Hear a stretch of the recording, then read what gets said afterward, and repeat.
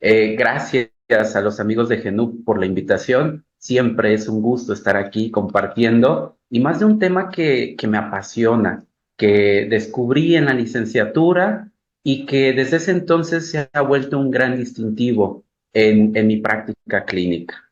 Y yo quisiera iniciar preguntándoles, ¿quiénes de aquí han trabajado con el proceso de atención nutricional? Si quieren, levanten su manita, existe esa opción o en el chat, de se vale sí, se vale no. ¿Quiénes lo han trabajado y quiénes nunca lo han trabajado? Ok, Karen parece ser que sí, muy bien. ¿Alguien más? ¿Alguien más que haya trabajado con el proceso de atención nutricional? Ok, y antes de iniciar, yo les pregunto, ya sea que lo quieran escribir en el chat o de manera a través del micrófono, ¿por qué creen que es importante aprender a utilizar esta metodología? ¿Será un capricho de algunos? ¿Qué es lo que hay detrás de todo esto? Porque si hoy en día se están ofertando este tipo de cursos, es porque probablemente haya algo de mayor relevancia. Pero ustedes, ¿por qué creen que se debe de aprender esta metodología? Ok, dice Karen, para brindar una atención completa, integral y eficaz, ok, eso suena muy interesante. A lo largo de la charla vamos a profundizar un poco este aspecto. Si alguien no conoce el PAN, ojalá esta clase de inicio los ayude a que se empiecen a enamorar de esta metodología y que eventualmente la puedan incorporar en su práctica clínica. Muy bien, entonces vamos a iniciar. Bien, esta sesión está dividida en dos grandes bloques. En primer lugar, vamos a dar un vistazo muy general a lo que es la metodología del PAN aplicada a la consulta privada. Vamos a entender que hay una terminología, vamos a conocer algunos de los listados que hay a la par de este método y de manera muy general vamos a ver cómo se implementan estos cuatro pasos. Este curso tiene tres sesiones. En la segunda sesión, ustedes se van a centrar especialmente en el paso del diagnóstico nutricional y van a empezar a ver un poco lo que es la intervención. Y ya en el último, con la maestra Mariana Orellana, van a poder profundizar algunos aspectos muy interesantes de la intervención nutricional. Entonces, reitero, la prioridad de esta primera sesión es que tengamos un bosquejo muy general de lo que es el PAN y que profundicemos en el primer paso, que es la evaluación del estado de nutrición. ¿De acuerdo? Entonces, esta primera sesión va enfocada a eso, a que podamos conocer qué nos dice el PAN sobre la evaluación del estado de nutrición. Ahora, si nosotros quisiéramos definir qué es el proceso de atención nutricional, ¿ustedes cómo lo harían? Venga, tratemos de hacer una lluvia de ideas. ¿Qué es el PAN?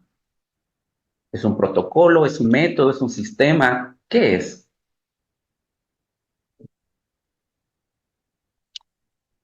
Si quieren ayudarme a escribir en el chat, yo aquí estoy al pendiente del mismo.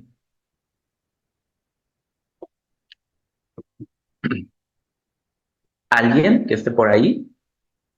Ok, hablan aquí, pasos para la evaluación nutricional. ¿Alguien más? ¿Qué es? ¿Qué es el proceso de atención nutricional? ¿En qué consiste? ¿Con qué se come? ¿Cómo se implementa? ¿Por quién fue hecho? ¿Para quién fue hecho?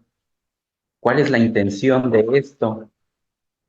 ¿Alguien tiene alguna idea? Venga, no importa si no acertamos, lo importante es que vayamos priorizando. Ok, Karen dice el ABCD de la nutrición. Vamos a ver qué relación hay entre el PAN y el ABCD. Muy bien. ¿Alguien más?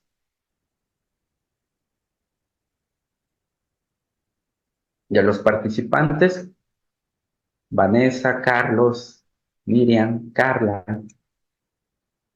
Stephanie.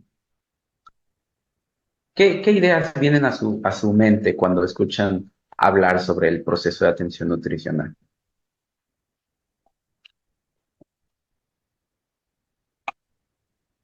Pues bueno, vamos a quedarnos con esta idea general que nos da Karen. que nos dice que es una propuesta para mejorar la atención, nos dice Ana, una guía que plasma los pasos a seguir en la atención nutricional. Me gusta bastante bien. Una metodología estandarizada, dice Valeria. Perfecto. Pues bueno, esta propuesta, esta definición, la dio la Academia de Nutrición y Dietética hace ya algunos años. Y la Academia de Nutrición y Dietética nos dice que el proceso de atención nutricional, conocido en inglés como Nutrition Care Process, y que cuando se intentó traducir, en primera instancia se hizo como proceso de cuidado nutricional.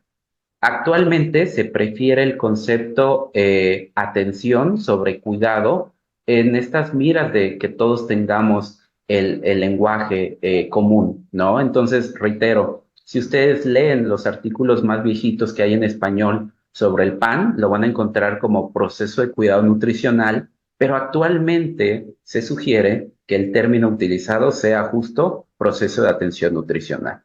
Es un método, eso hay que tenerlo muy, muy, muy en cuenta. Un método sistemático que fue hecho para los profesionales que hacen nutriología. ¿Y cuál es el propósito de la implementación de este método? Resolver problemas, ¿sí? Estos problemas tienen que ser de índole nutricio. Nosotros no vamos a resolver problemas médicos o de alguna otra disciplina.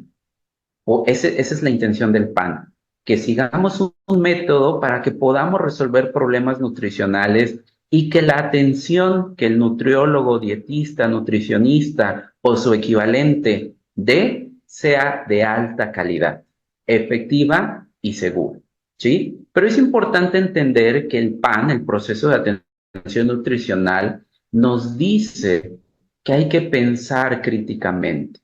Hay que basar nuestra práctica en evidencia. El funcionalismo no siempre funciona, ¿de acuerdo? Y por eso es importante que todo lo basemos en evidencia para poder tomar las mejores decisiones. En resumen, el PAN es un método hecho para profesionales de la nutrición con el fin de atender problemas de índole nutricio y brindar una atención nutricional de la más alta calidad. Eso es el PAN. Es una propuesta que va a guiar al nutriólogo y le va a decir, si tú sigues estos pasos, probablemente puedas tener una mejor atención para todos tus consultantes. En la slide anterior yo les subrayé mucho esta palabra de alta calidad y siempre me gusta que reflexionemos porque en la definición de la academia está, ¿qué es atender a un paciente con alta calidad? Y para poder darle una respuesta a este enunciado, pues básicamente podríamos decir que dar atención nutricional de calidad es hacer lo correcto con la persona adecuada, en el momento adecuado y buscando siempre los mejores resultados posibles.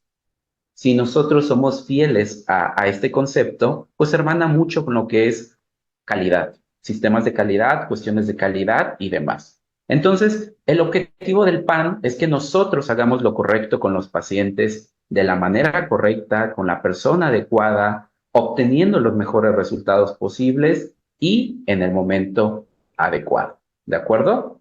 Ahora, algo que siempre me gusta dejar en claro y que mucha de la gente que se niega a adoptar el PAN dice es que el PAN no pretende estandarizar la atención nutricional para pacientes. Es decir, el proceso no te dice, vas a atender a tus pacientes de la misma manera. No, ese es un error de interpretación. Lo que te dice el PAN o la intención que tiene es ayudarte a establecer un proceso estandarizado para que entonces tú puedas brindar la atención nutricional. ¿Sí? El PAN no te dice, trata a todos por igual. El PAN te dice, hay una estructura de 4 pasos, que es la manera en la que debes de implementar tu consulta nutricional, pero serán tus estudios de licenciatura, tus posgrados, tu diplomado, tu sustento crítico, el pensamiento, la evidencia, lo que te determinará qué es lo que vas a hacer con cada paciente. ¿De acuerdo? El PAN te dice, lo primero que hay que hacer es evaluar. No podemos tener un diagnóstico si antes no evaluamos. Y hacia allá va esta intención, ¿de acuerdo? Reitero, el PAN no te dice trata a todos los pacientes por igual, porque eso sería erróneo, ¿sí? La atención debe de ser individualizada y lo único que pretende es establecer un proceso sobre el cual nosotros podemos implementar nuestra práctica clínica.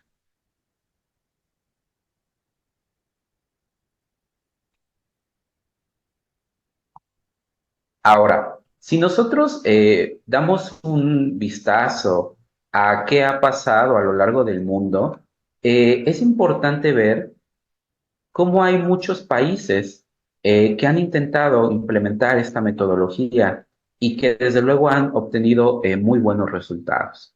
Estados Unidos, México, Brasil, Suecia, Suiza, Taiwán, China, ¿no?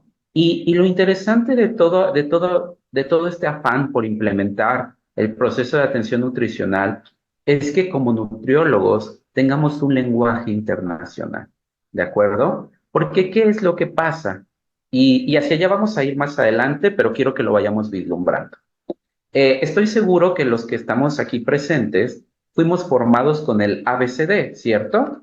Levante la mano de manera virtual. ¿Quiénes se formaron con el ABCD? Ok, Karen, Sarit, muy bien, perfecto, Carla, Ana. Pues yo también levantaría mi mano porque yo también me formé con el ABCD.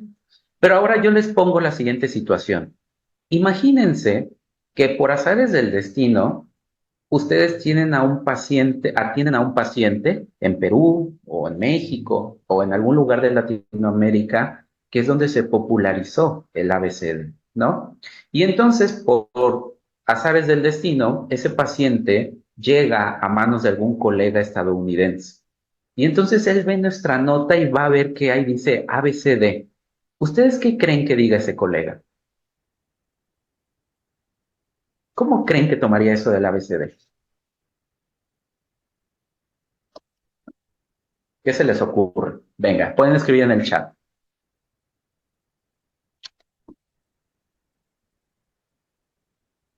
¿Qué pasaría? ¿O no pasaría nada? Pues el problema sería que el ABCD no es una propuesta internacional. Nosotros en Latinoamérica la podemos entender a la perfección, pero si llegara un colega de Egipto, de Taiwán, de China, inclusive de Estados Unidos, diría, ¿qué es esto del ABCD? ¿De acuerdo? Y no porque esté mal, no, al contrario. El ABCD es una de las propuestas más maravillosas que ha tenido Latinoamérica para poder hacer esta práctica nutricional. Pero el gran problema, más allá de la limitante del lenguaje, claro está, es que no es un lenguaje internacional. En cambio, lo que pretende el proceso de atención nutricional es que haya una terminología que se pueda entender en Argentina, en Brasil, en Egipto, en Taiwán, en China, en Estados Unidos, adaptándola al lenguaje de cada entidad. ¿De acuerdo? Esa es la intención. Que todos los nutriólogos del mundo o su equivalente hablemos el mismo lenguaje y podamos entender qué es lo que estamos haciendo. Ahora, en este mapa, que ya tiene hace algunos años, podemos ver cómo diferentes países se han hermanado y se han unido a esta propuesta de implementar el proceso de atención nutricional. Veamos cómo África probablemente es de los continentes que menos países que han implementado esta metodología tiene, pero bueno, sin duda los esfuerzos han sido sorprendentes en muchos otros países y vean en Latinoamérica. Latinoamérica tiene un punto extra porque ha sido uno de los grandes promotores en la implementación del proceso de atención nutricional. Ahora, yo les pregunto a ustedes, el afán detrás del proceso de atención nutricional, si quisiéramos definirlo en una palabra, es estandarizar. Queremos estandarizar el lenguaje, queremos estandarizar un proceso que guía al nutriólogo. Pero, ¿por qué creen ustedes que la Academia de Nutrición y Dietética de los Estados Unidos quiere estandarizar algunos aspectos de la práctica nutriológica? ¿Por qué? ¿Qué se les ocurre? Yo estoy al pendiente del chat. A ver, quiero verlos escribir, quiero verlos participar. Creo que somos una cantidad bastante interesante y eso nos permite tener mucho mayor acercamiento, ¿vale? Así que aprovechemos estos escenarios para potencializar nuestro conocimiento. Entonces, ¿qué hay detrás de este afán por estandarizar algunos aspectos de la práctica nutriológica? ¿Qué se les ocurre? O no hay evidencia, no hay ningún sustento y simplemente es pues, para que todos nos entendamos.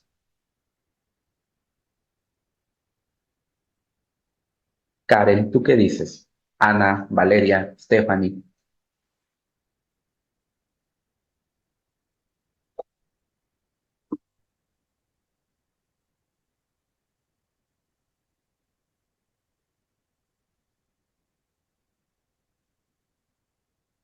Bueno, en lo que se animan a escribir, les voy platicando un poco más.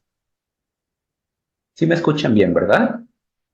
Perfecto. A ver, dice Karen, para que en cualquier lugar del mundo el profesional que evalúe sea la misma atención e intervención, ¿ok?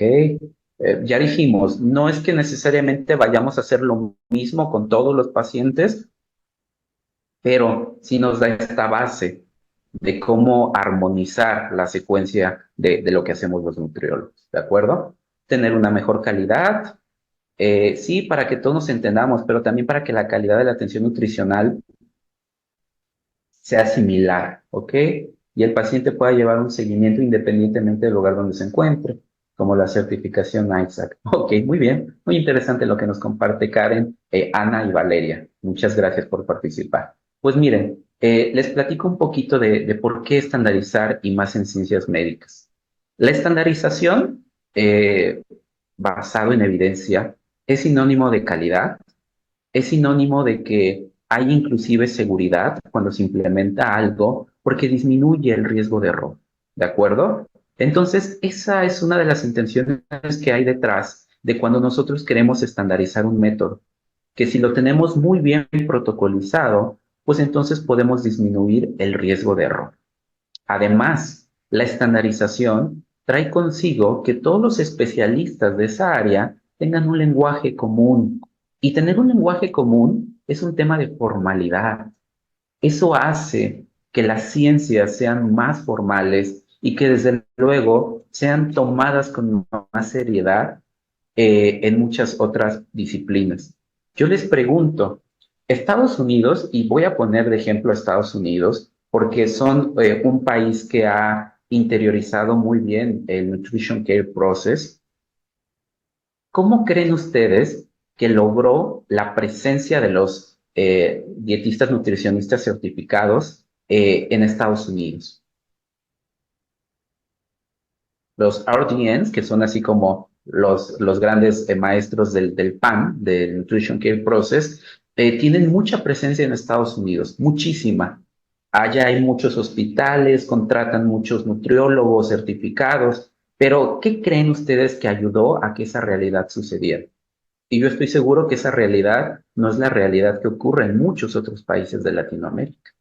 Y cuando nosotros nos profundizamos un poco en toda esta historia, nos damos cuenta que el gran distintivo de Estados Unidos fue la implementación del Nutrition Care Process. El Nutrition Care Process ayudó a que el resto del sector salud y el gobierno dijera, oh, hay algo allí que se llama nutriología, que está muy bien estandarizado y que tiene que ser parte del sector salud. ¿Sí? Entonces vean cómo históricamente la implementación de un método le hizo mucho bien a un país en tema de la apertura a la nutriología. Reitero, estandarizar lleva a un lenguaje común, hace que haya formalidad, comunicación y desde luego que aprendamos a documentar, que eso es algo que no siempre se hace. Y por último, cuando se estandarizan procesos, eso conlleva a que quienes lo hacen busquen mucha evidencia.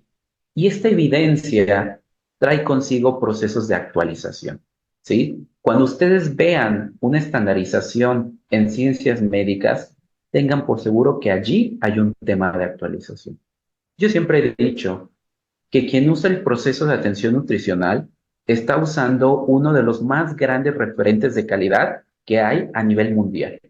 Entonces, un nutriólogo que usa el PAN es un nutriólogo que se está apoyando de una calidad enorme.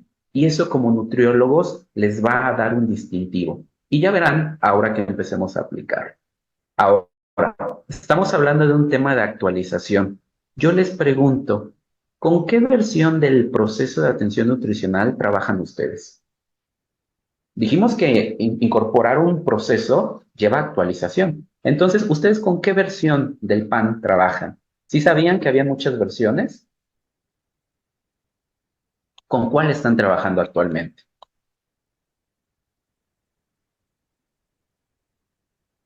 Acuérdense, si no quieren activar sus micrófonos, pueden escribir en el chat.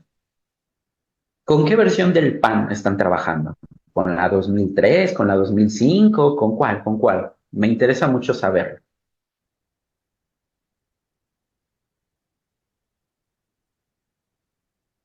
¿Qué dicen? Karen, tú que fuiste una de las personas que dijo que trabaja con el PAN, ¿con qué versión trabajas? Y también se vale que digan, no, no, no sé ni siquiera con cuál estoy trabajando.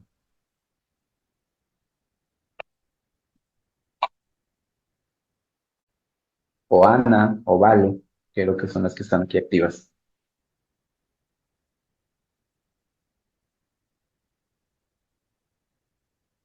Venga, ¿con qué versión estarán trabajando? Ok, dice Karen, yo desconocía que hacía versiones, que había versiones. Entonces, recuerden, si vamos a querer incorporar un método, hay que estar muy al pendiente de las actualizaciones. De ahora en adelante, no se permitan trabajar con algo como el PAN si no saben a qué edición pertenece. Pues les platico. Eh, ok, Ana, yo apenas me estoy empapando, pero supongo que es mejor trabajar con la actual. Muy bien. En español, la primera versión apareció en el año 2017. En Estados Unidos, pues bueno, la versión en inglés también estaba. Esa es la que se traduce y la que se trabaja en toda Latinoamérica hasta la fecha. Sin embargo, en el año 2020, la academia actualizó la terminología, ¿sí? Esta terminología no se tradujo al español, hasta la fecha no se ha hecho, pero para el 2023, hace algunos meses, se propuso una nueva terminología. Entonces, la terminología que nosotros deberíamos de estar utilizando es la 2023, ¿sí? Y esa es la que yo voy a trabajar con ustedes el día de hoy. Reitero, se van a encontrar que está en español en el año 2017 y en inglés la más nueva es la del año 2023, ¿vale? Entonces, eso ténganlo muy en cuenta. Ahora, si nosotros vemos el resto de las áreas médicas, vamos a ver que hay muchos ejemplos de estandarización del lenguaje. Yo me atrevería a decir que la nutriología es probablemente una de estas áreas médicas que más tiempo tomó en estandarizar su lenguaje. Era necesario que estandarizáramos el lenguaje en el mundo de la nutriología. Y aquí les pongo, por ejemplo, la International Nómina Anatómica, que es este estándar en donde se definen y se proporciona toda la terminología que un médico debe de saber para entender la anatomía humana. Y no vayamos tan lejos. Vean cómo todos los médicos del mundo pueden entender muy bien la cuestión anatómica, porque digo, más allá de la diferencia del lenguaje, pues los términos son casi idénticos y un médico aquí en China, en Estados Unidos, puede entender muy bien de lo que se está hablando. También está la nomenclatura internacional de enfermedades, que es este compendio en donde se describen pues mucha de la terminología que hay en torno a la detección de estos padecimientos. Y pues en el ámbito psicológico, psiquiátrico, está el famoso DSM-5, ¿de acuerdo? Que es el Manual de Diagnóstico y Estadística de Trastornos Mentales. Vean inclusive cómo la psiquiatría también tuvo la necesidad de estandarizar el lenguaje. Y la nutriología no se podía quedar atrás. Reitero, nos tardamos muchos años en hacerlo y eso es lo que pretende el proceso de atención nutricional. Vean, antes de que entremos al diagrama que conocemos actualmente, del lado izquierdo, ustedes pueden ver aquí algunos trazos. Estos trazos son conocidos como el abuelito del pan ajá, que son los trazos de Marian Hammond, una especialista que se contestó a una pregunta. ¿Qué hace un nutriólogo? ¿De acuerdo? Esa fue la pregunta que le dio nacimiento a lo que hoy conocemos como el PAN. Marian, en un diagrama, quiso dibujar qué era realmente lo que hacía un nutriólogo.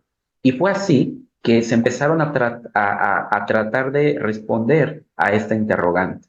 Aquí podemos ver que aparentemente el inicio del PAN es el paciente.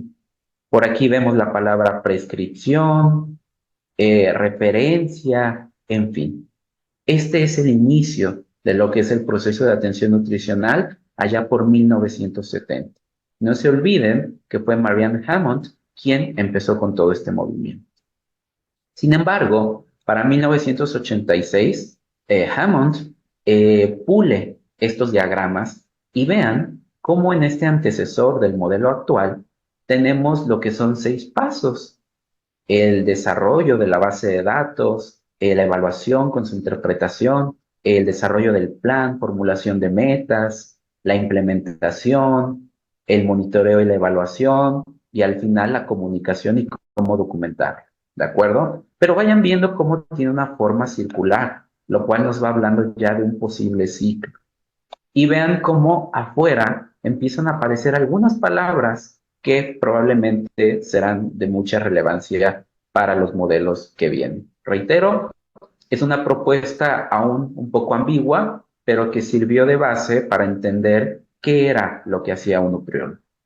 Ahora, para el año 2003, la Academia de Nutrición y Dietética de los Estados Unidos, uno de los organismos más importantes que hay a nivel mundial de la nutriología, diseñó lo que hoy conocemos como el proceso de atención nutricional. Y quiero que chequen algo que es muy interesante y que muchas veces la gente confunde. La Academia de Nutrición y Dietética de los Estados Unidos, por sus siglas ANT, antes se llamaba American Dietetic Association, la ADA. Por favor, no confundirla con la Asociación de Diabetes. Ajá, porque son muy diferentes. La ANT, allá por el 2003, se llamaba ADA, ¿sí? La Asociación Americana de Dietética. Sin embargo, por diversas cuestiones, tuvo que cambiar de nombre y actualmente se conoce como ANT, ¿sí? Y es la Academia de Nutrición y Dietética, antes llamada ADA, quien crea este modelo, ¿sí? Si ustedes leen literatura un poco más antigua, van a escuchar que el PAN fue una creación de la ADA, pero reitero, no se refiere a la Asociación de Diabetes Americana, sino se está refiriendo al nombre que antes tenía la ANT. Y vean cómo en esta propuesta del PAN ya aparecen los 4 momentos, tal y como los conocemos hoy en día: una evaluación nutricional, un diagnóstico, una intervención y una propuesta de monitoreo. Y vean cómo en el centro ya aparece el paciente o el grupo, dependiendo de qué es lo que se atienda, y alrededor aparecen círculos con palabras que van a determinar la práctica nutriológica.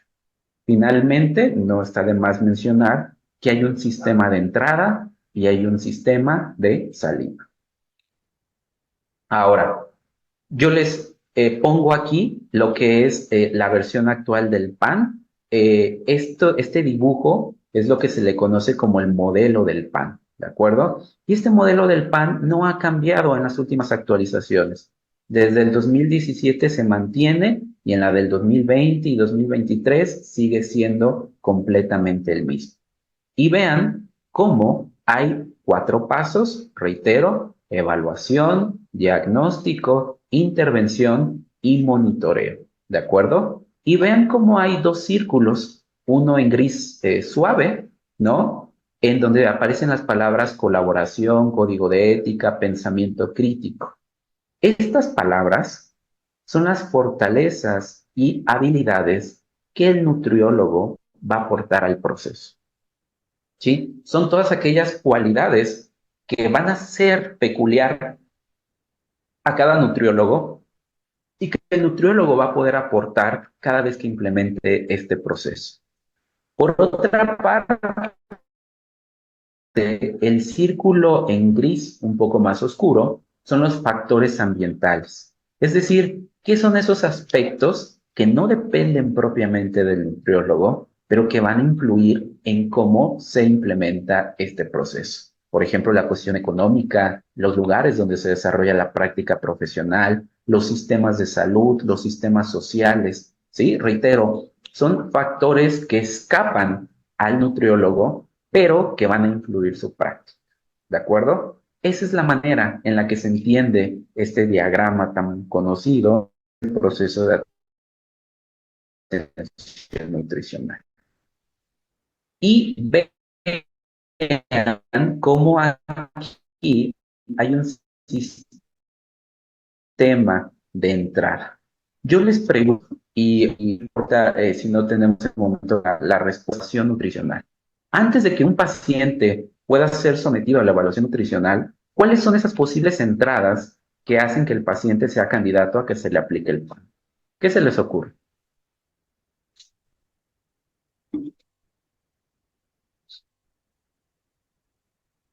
¿Quién? ¿Quién dice yo? Y si no entendieron mi pregunta, también, venga, se la repito. ¿Cuáles son las condiciones que hacen que el proceso de atención nutricional inicie?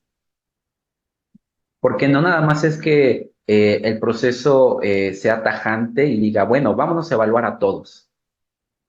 ¿Cuáles son esas posibles entradas del proceso de atención nutricional? Y reitero, esas entradas son esta pequeña, pues sí, ahora sí, entrada que tiene el modelo como tal. ¿Qué se les ocurre? ¿Alguien de aquí trabaja en hospitales? ¿Todos se dedican a la consulta privada?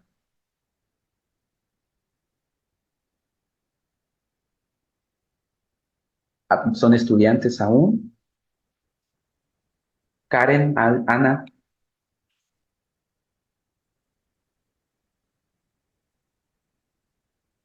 ¿se dedican de lleno a la consultoría?